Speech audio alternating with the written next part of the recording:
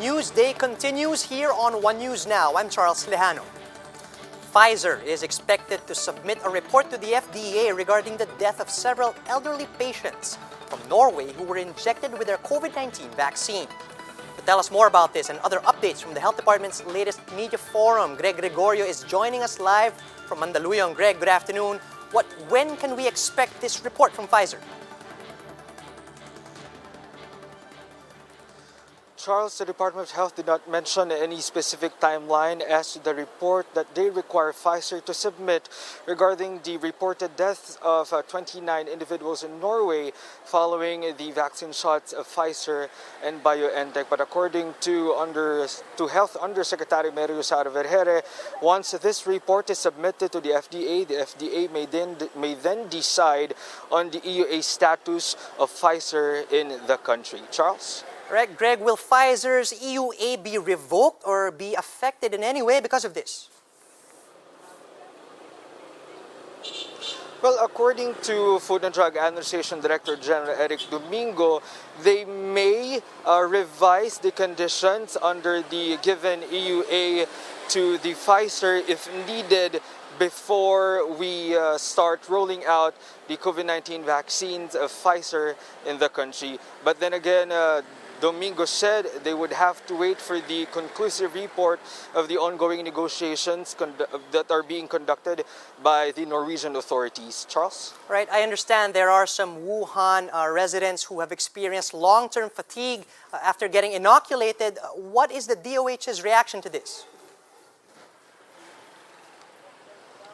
According to Undersecretary Vergere, there are also anecdotal reports here in the country with regards to some survivors who are experiencing body pain even after discharge from facility. But according to Vergere, they're still collating details or data from institutions as of the moment, and they will release updates on this as soon as they become available. Charles? All right, Greg, so much for Pfizer for now, but then do we have any updates on the other EUA applications for the other brands? Charles, aside from Pfizer, there are pending applications from AstraZeneca, Gamaleya, and Sinovac. Earlier, Domingo said that these applications may be evaluated at least 21 days depending on the complete submission of these manufacturers. Charles? Right, I understand that frontliners are to be given priority, but could you kindly determine the extent, could you tell us the extent of this priority that will be given to midwives and pharmacists insofar as this vaccination program is concerned?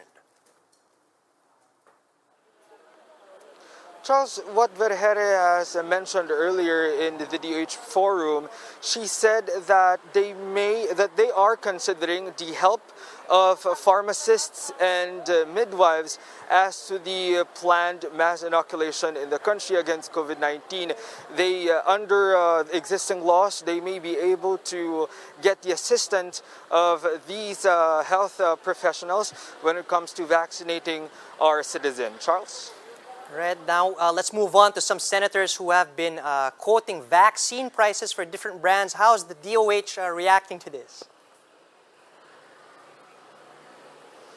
Charles Vergere clarified that these circulating vaccine prices are just market prices or indicative market prices that they have used during the budget deliberations sometime in November or December just for the purpose of budgetary adjustment or purposes. The real prices of the COVID-19 vaccines that the government will be procuring are now under negotiations, and they can't just they can't mention it in public just yet because of the limitations under the data disclosure agreement between the government and the vaccine manufacturers. Charles? All right, Greg, from vaccinations, let's move on now to testing. When can we expect saliva testing to be valid for COVID diagnosis so that we can move on from the more intrusive form of testing? Unfortunately, Charles Vergere wasn't able to mention a specific timeline as to when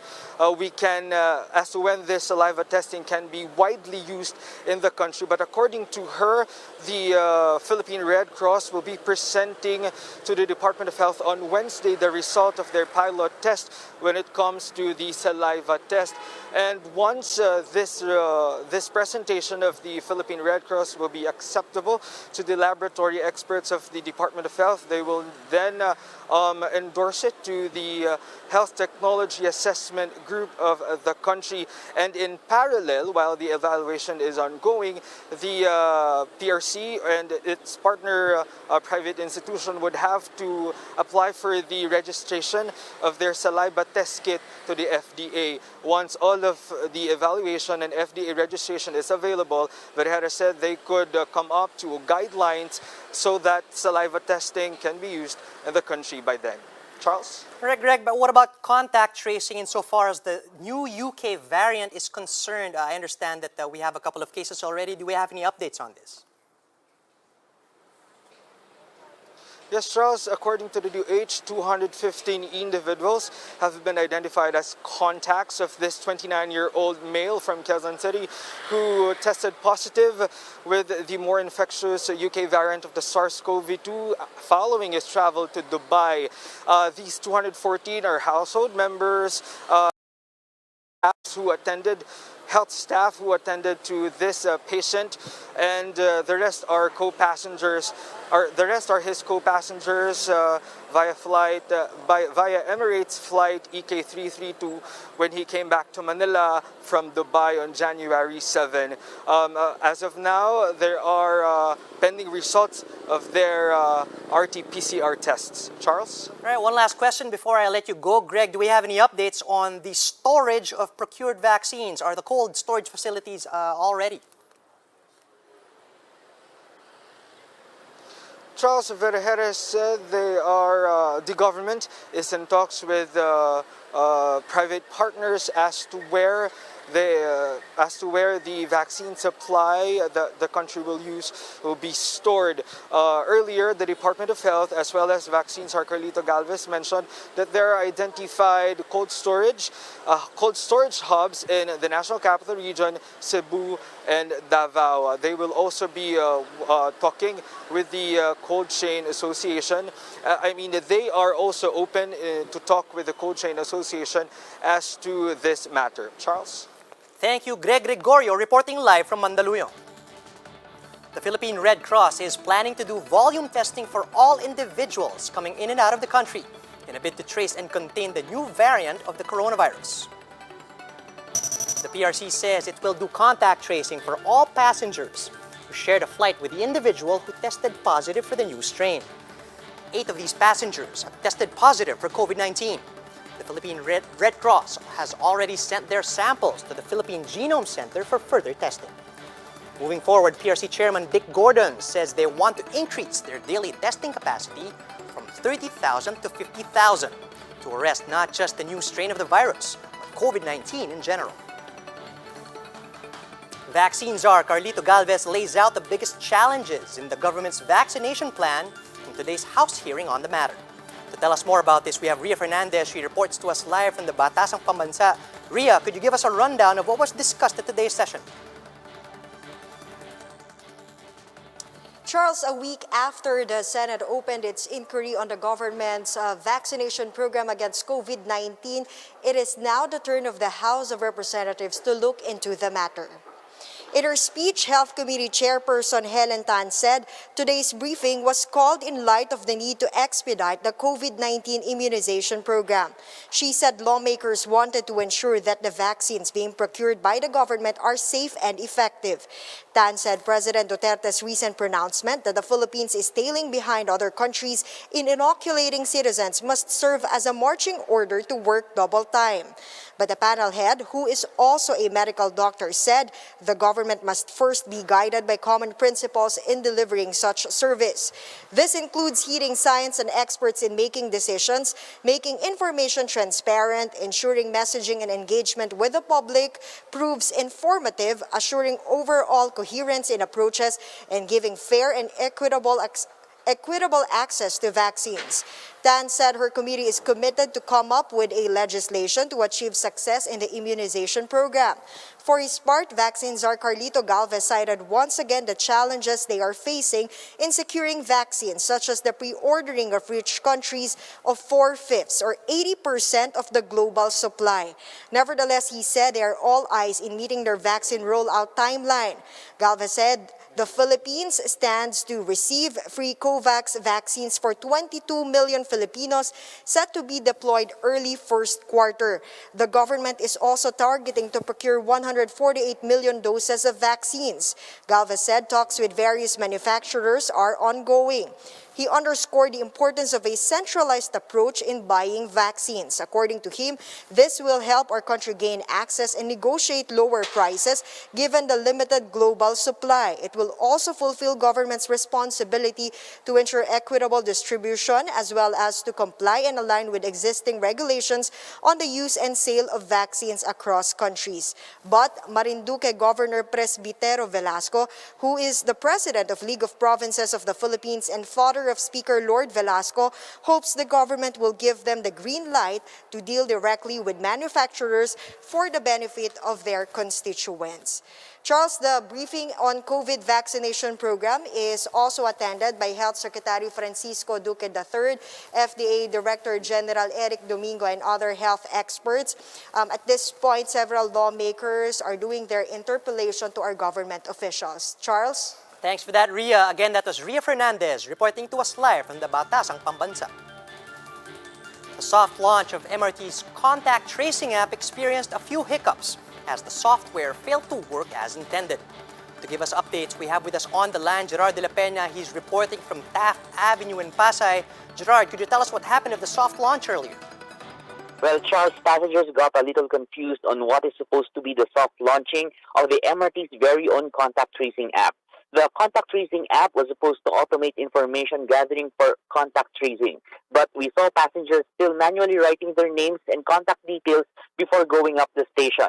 Passengers said there were QR codes posted on the walls, but these aren't working. They were asked to register at the MRT3's website, but even this is full of glitches. Because of this, there was a long line of passengers waiting for their turn to manually input their names. The MRT management said they decided to create their own contact tracing app instead of riding on the government's Stay platform for quicker access to information should the need arise. The MRT management did not have to shell out funds for the development of the app, as this was developed by their own support division. Passengers are asked to register at trace.dotrmrt3.gov.ph. Well, Charles, MRT officials are not immediately available to comment on the glitch that is being experienced by the passengers using the Trace app. The official launch of this app will be next month. Charles. Right, Gerard, thanks for that. But could you tell us, tell us what you're seeing? Do you still see a long queue of passengers who are manually filling out these contact tracing forms? How's the situation over there? Well, Charles, right now we're not seeing any long lines, but just this morning at the MRT North Avenue station, there was a long line, but in other stations like here in Taft Avenue, and also we were told that this was also the same situation in Cubao. Passengers said there were a lot of tables with papers where they are supposed to write their names. So in these particular stations, the lines are not that long compared to the one in MRT North Avenue station. Charles. Right. Gerard, how about the observance of health protocols? How's this going at the MRT stations in light of this technical issue? Well, passengers are wearing masks and face shields, but I guess the authorities can still work on improving on the implementation of social distancing protocols, because we've noticed that a lot of passengers are kind of forgetful in terms of this aspect. Charles. Thank you, Gerard. That was Gerard de la Peña reporting from Pasay. The International Olympic Committee expects only 6,000 athletes to participate at the opening ceremony of the Tokyo Summer Games. This comes as organizers implement measures to guard against COVID-19 infections. Around 11,000 athletes from 200 countries had initially been expected at the opening. However, the IOC plans to scale back the ceremonies, since athletes will not be allowed at the Olympic Village until 5 days before their competition. Representatives must also depart within 2 days after their event. And those are the top stories of the hour. Join Sean Yao later at 2 p.m. as we continue to monitor the day's biggest stories. You can also catch One News on the Signal Play app. Register for a free account at www.signalplay.com and stream One News live anytime, anywhere. I'm Charles Lejano. We are One News.